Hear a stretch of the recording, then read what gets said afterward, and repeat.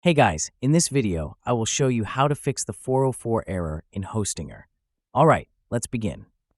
First, make sure the page you're trying to access actually exists and hasn't been deleted or hidden. Open your Hostinger website builder, go to your list of pages, and confirm the page is present and visible. If a page is hidden, visitors won't be able to see it, which can cause the 404 error. Next, check all the hyperlinks on your site, especially menus and buttons, to ensure they point to the correct pages. Pay attention to slugs, which are the last part of a URL. If these are mistyped, your links will break and lead to missing pages. Carefully review each menu link and button to confirm accuracy. After that, publish any recent changes you've made. New pages or edits won't appear live until you click Publish. Once everything is set, refresh your browser to clear cached data, which may be showing an outdated version of your site. So that's basically how you can fix the 404 error in Hostinger.